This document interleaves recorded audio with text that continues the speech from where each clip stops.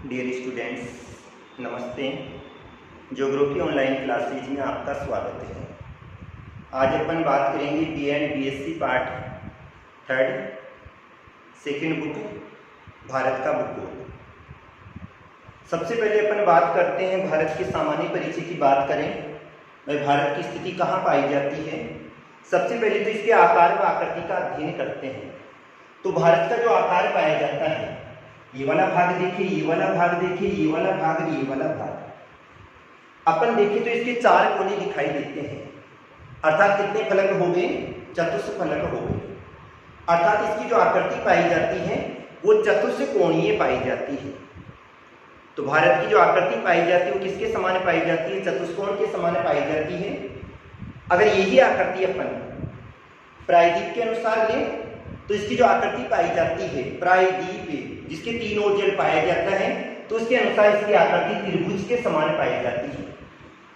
तो भारत की आकृति का अध्ययन करें तो भारत की आकृति चतुष्कोणीय पाई जाती है, और प्रायद्वीप के अनुसार अध्ययन करें तो इसका जो आकार पाया जाता है वो त्रिभुज के समान पाया जाता है। अर्थात कैसा पाया जाता है? त्रिभुजाकार पाया जाता है।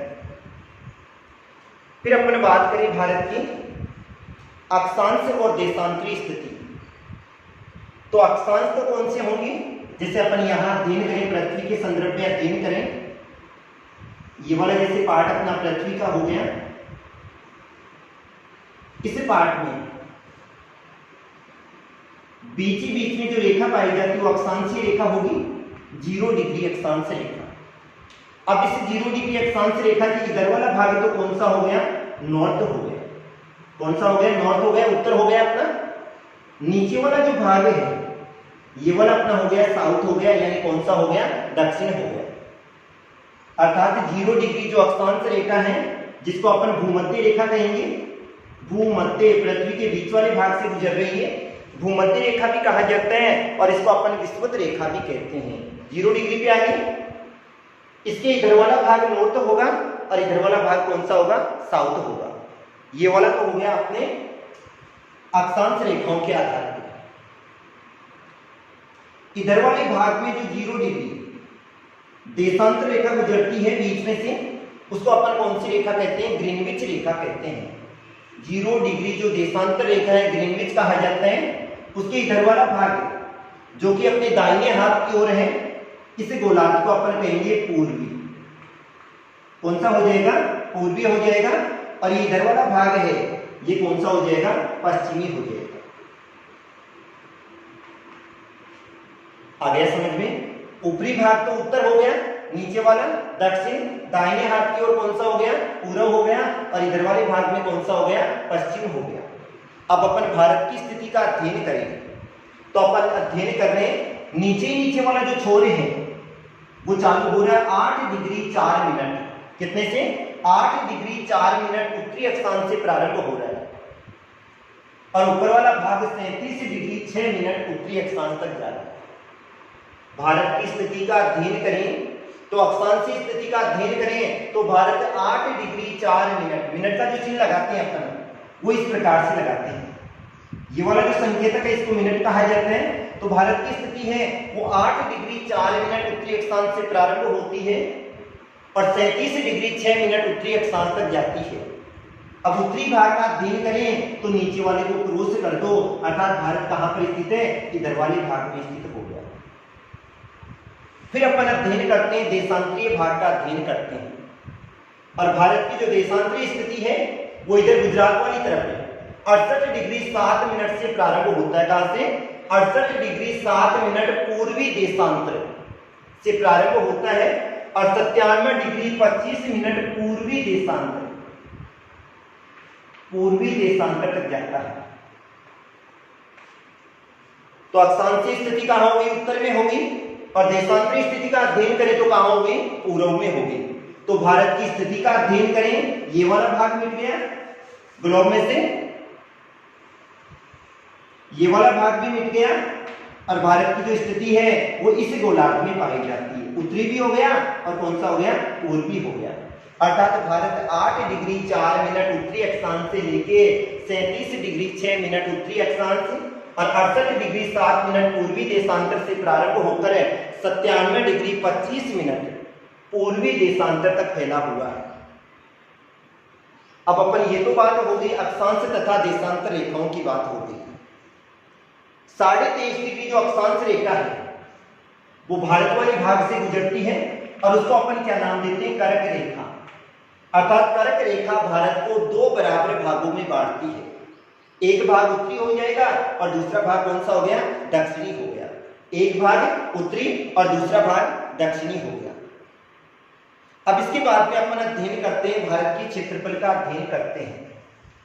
तो बच्चों भारत का जो क्षेत्रफल है वो कितना है, 32,87,263 वर्ग किलोमीटर है।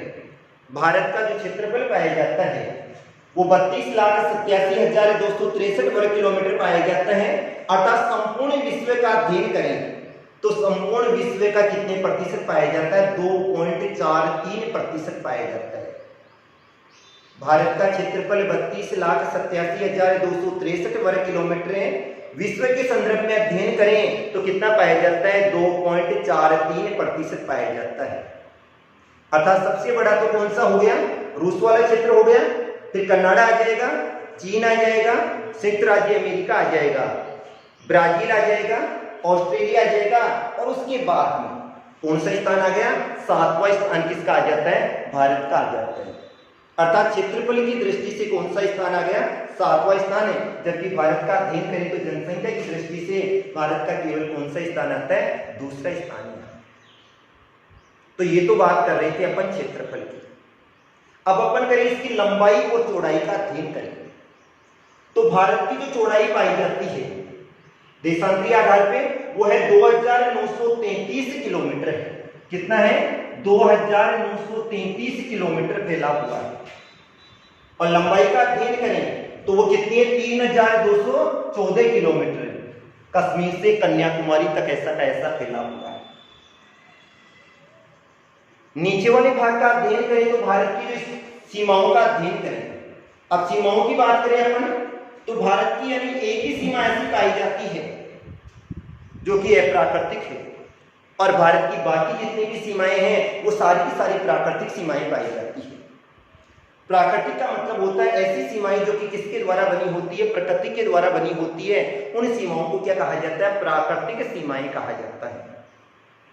वे सीमाएं जो कि प्रकृति के द्वारा निर्मित, प्रकृति के द्वारा का मतलब होता है उनका डिवाइडेशन या तो कोई पर्वतीय क्षेत्र कर रहा है या कोई पठारी क्षेत्र कर रहा है या किसी नदी के द्वारा किया जा रहा है या समुद्र के द्वारा किया जा रहा है या फिर बाद में वहां पे कोई गार्ज कैनियन धरातल के द्वारा निर्मित स्थलाकृति हो। अब इधर वाले भाग पे अध्ययन करें तो यहां से हिमालय पर्वत आ जाता है, हो गई प्राकृतिक सीमा। इधर वाले भाग में अध्ययन करें, इधर अध्ययन करें तो कौन सा आ जाता है, हिंद महासागर आ जाता है। अर्थात भारत हिंद महासागर के शीर्ष पर स्थित है और इसके भी दो भाग हो जाएंगे, एक अपना अरब सागर आ गया और दूसरा कौन सा आ गया, बंगाल की खाड़ी आ गया। भाई भारत के नीचे वाले भाग का अध्ययन करें तो हिंद महासागर आ गया जिसके दो अलग अलग पार्ट हो जाते हैं, एक अरब सागर आ गया और एक कौन सा आ गया, बंगाल की खाड़ी आ गया। और ऊपर वाले क्षेत्र में कौन सा रह गया, हिमालय पर्वतीय क्षेत्र रह गया। तो सीमाओं की बात हो, इधर वाले भाग का अध्ययन करें तो जिधर पाकिस्तान अफगानिस्तान वाला क्षेत्र आ जाता है, यहां पे भारत की जो सीमा पाई जाती है वो कृत्रिम सीमा पाई जाती है और इस सीमा रेखा को रेड क्लिप कहा जाता है। भारत और पाकिस्तान के मध्य की जो सीमा रेखा है उसको क्या कहा जाता है, रेड क्लिप कहा जाता है। और चीन वाली जो सीमा रेखा आती है उसको कहा जाता है मैकमोहन रेखा कहा जाता है। तो भारत पाकिस्तान कौन सी हो गई, रेड क्लिप हो गई और भारत चीन वाली कौन सी हो गई, मैकमोहन रेखा कहा जाता है। नीचे वाले भाग का अध्ययन करते हैं तो नीचे वाले भाग पे इसके भारत के नीचे वाले छोर में श्रीलंका आ जाता है और भारत और श्रीलंका को अलग कौन करती है, मन्नार की खाड़ी के द्वारा भारत और श्रीलंका का क्या किया जाता है, विभाजन किया जाता है।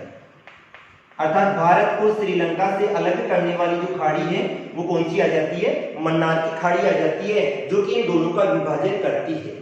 और इसी के आधार पे भारत का सबसे ऊपर वाला भाग तो कौन सा पॉइंट हो गया, उत्तरी पॉइंट हो गया और नीचे वाला भाग कौन सा हो गया, दक्षिणी पॉइंट हो गया।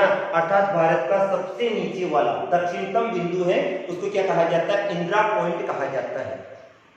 भारत के सबसे नीचे वाला जो बिंदु है उसको क्या कहा जाएगा, इंदिरा पॉइंट कहा जाएगा। और वो कहाँ पर स्थित है, ग्रेट निकोबार द्वीप में स्थित है, निकोबार वाले क्षेत्र में आ जाएगा और उसको क्या कहा जाता है, इंदिरा पॉइंट कहा जाता है।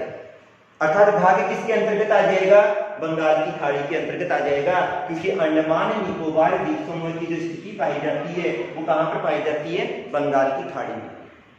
जबकि लक्षद्वीप की जो स्थिति पाई जाती है वो कहाँ पर पाई जाती है, अरब सागर वाले क्षेत्र में पाई जाती है। इसी आधार पर भारत के जो भौतिक प्रदेशों में बांटा जाता है उसमें अपन द्वीप समूह को भी सम्मिलित करते हैं। और भारत के मुख्य जो द्वीप समूह पाए जाते हैं वो एक लक्षद्वीप आ जाता है और दूसरा कौन सा आ जाता है, अंडमान निकोबार द्वीप समूह आ जाता है।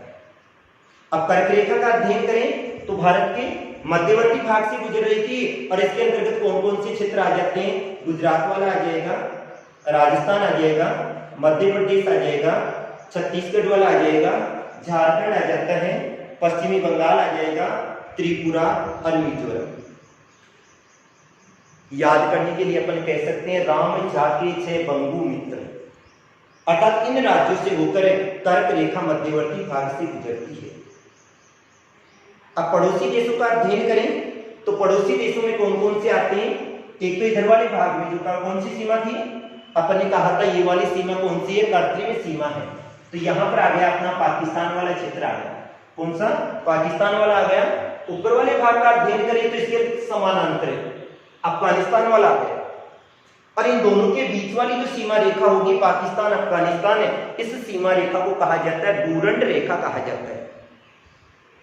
भारत और पाकिस्तान वाली को तो अपन ने क्या कहा था, रेड क्लिफ रेखा कहा था, और इधर वाली जो भाग में जो रेखा आती है उसको डूरंड रेखा कहा जाता है। ऊपर वाले भाग में चीन आ जाएगा और भारत को चीन से अलग करने वाली जो रेखा है वो कौन सी है, मैकमोहन रेखा है।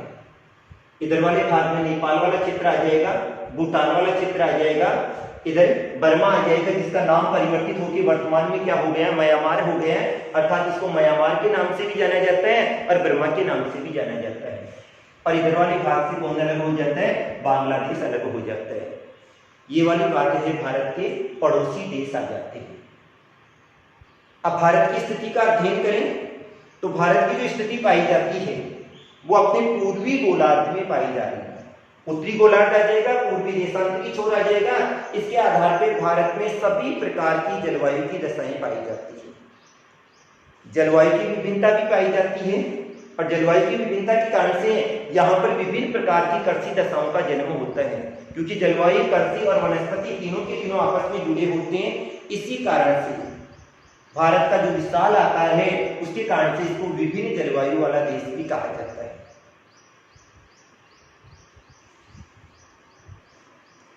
अगला जो चैप्टर होगा उसी चैप्टर में अपन बात करेंगे, अपना जो फर्स्ट पार्ट होगा भारत का भौतिक स्वरूप।